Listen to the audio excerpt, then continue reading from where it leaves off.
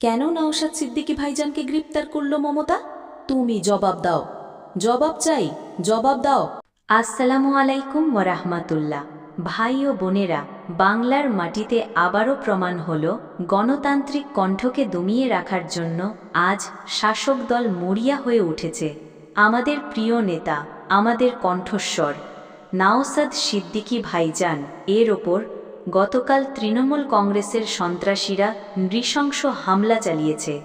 এই ঘটনা কেবল নওশাদ ভাইজানের ওপর আঘাত নয়, এটা আঘাত আমাদের প্রত্যেক মুসলিম ভাই বোনের ওপর, আঘাত বাংলার গরিব দুঃখী মানুষের ওপর।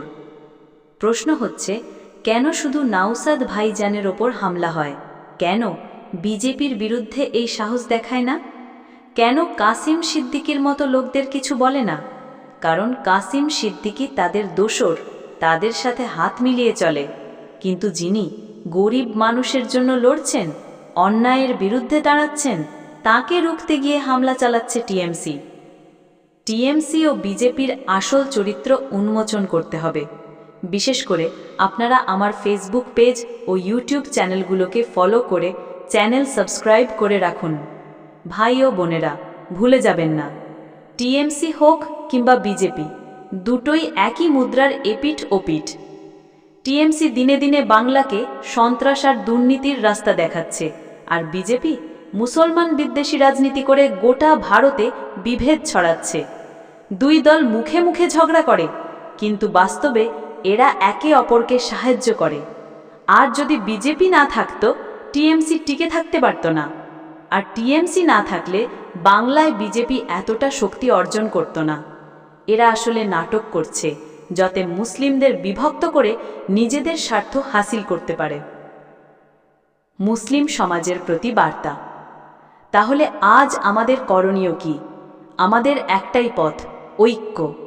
বাংলার মুসলমান ভেঙে গেলে শুধু নওশাদ ভাই নয়, আমাদের ভবিষ্যৎ ধ্বংস হবে।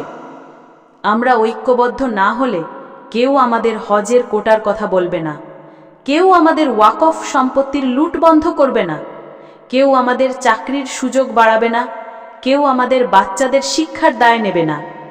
তাই আমি আজ এখান থেকে আহ্বান করছি, মুসলিম ভাই বোনেরা, নিজেদের ভেতর ছোটখাটো মতভেদ ভুলে যান।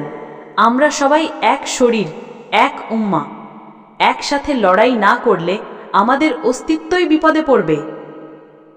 সব রাজনৈতিক দলের উদ্দেশ্যে আরেকটা কথা, এই লড়াই শুধু এক দলের নয়। সিপিএম, কংগ্রেস, আইএসএফ সবাইকে ঐক্যবদ্ধ হতে হবে। হিন্দু, মুসলিম, খ্রিস্টান, শিখ সবাইকে একসাথে দাঁড়াতে হবে। যদি আমরা একসাথে না আসি, তাহলে টিএমসি ও বিজেপির মতো দুর্নীতিগ্রস্ত দলগুলো বাংলার ভবিষ্যৎ ধ্বংস করে দেবে। আজ প্রশ্ন হচ্ছে, আমরা কি নীরব দর্শক হয়ে থাকব, নাকি জালিমের বিরুদ্ধে আওয়াজ তুলব? আমরা হুমকি দিয়ে ভয় পাই না, আমরা হামলার জবাব দেব মানুষের ভালোবাসা আর ঐক্যের শক্তি দিয়ে। যতই বাধা আসুক, অন্যায়ের বিরুদ্ধে লড়াই চলবেই। কারণ সত্যকে দমন করা যায় না, সত্যকে হত্যা করা যায় না, সত্যকে হামলা করে থামানো যায় না।